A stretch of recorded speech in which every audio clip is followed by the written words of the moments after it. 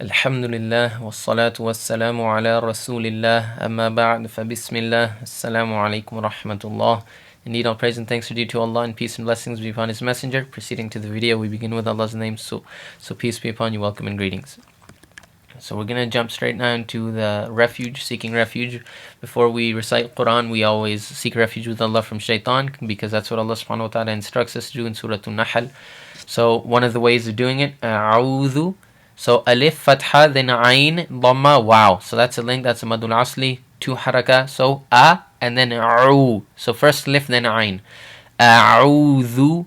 So this is dhal. Again, if you're not familiar with the letters right now, please go to the other video series, which is titled How to Learn How to Read Arabic.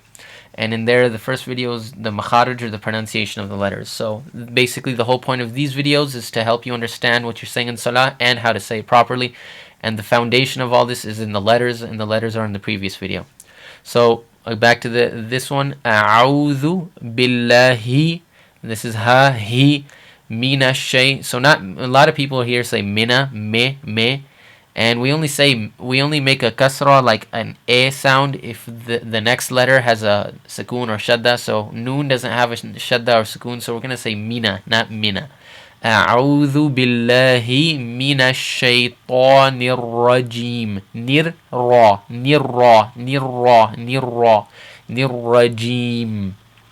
So the literal translation, A'udhu, I seek refuge, or I take refuge, billahi, with Allah, mina, from ash-shaytani, the shaitan, ar-rajim, the cursed. So the adjective comes after.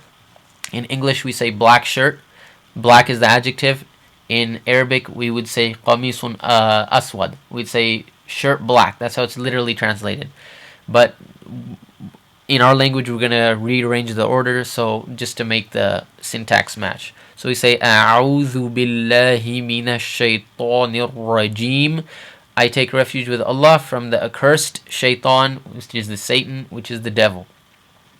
There's also, you might be familiar with another way, A'udhu billahi, or A'udhu billahi as-sami' al-alimi minash shaytanir rajim. Either way is fine. Any way is fine, as long as you're seeking refuge. But this is the most you could say the most popular way I've come across.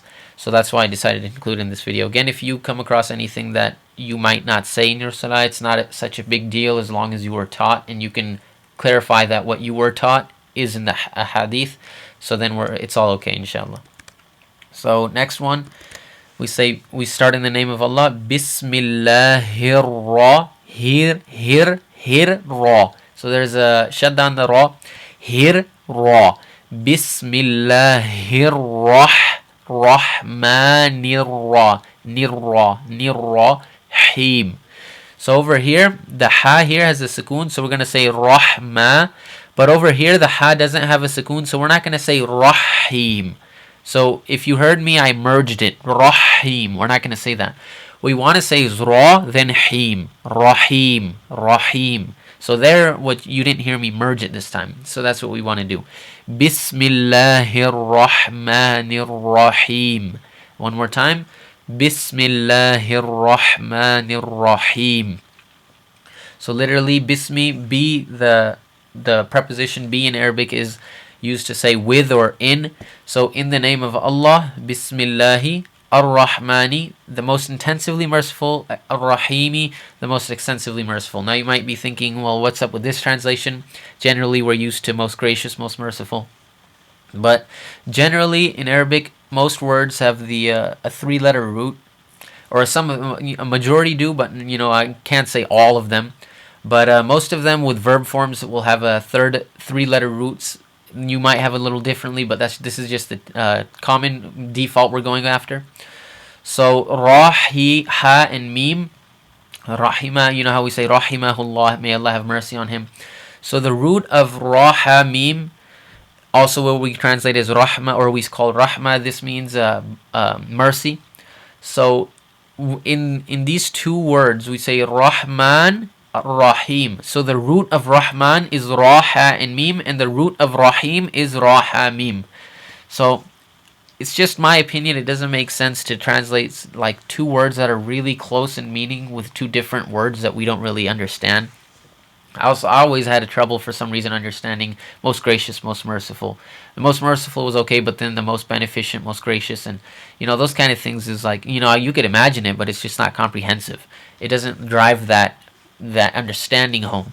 So the verb form of Rahman is to show intensity, and Rahim, the verb form, is to show to show length. So intensively merciful and extensively merciful. So this, in my opinion, bi'idhnillahi ta'ala, is a little bit more comprehensive. It's a little bit more detailed in explanation, and also the word or the root rahima, rahamim, mercy. So it would make sense that the translation has mercy in both the definitions, but it just shows it expresses it a little differently. So that's why Rahman is intensively merciful, Rahim is translated as extensively merciful. So in the name of Allah, the most intensively merciful, the most extensively merciful. Bismillahir Rahmanir Rahim. And in the next video, inshallah, we'll go to Surah Al-Fatiha. Wassalamu alaikum wa rahmatullah.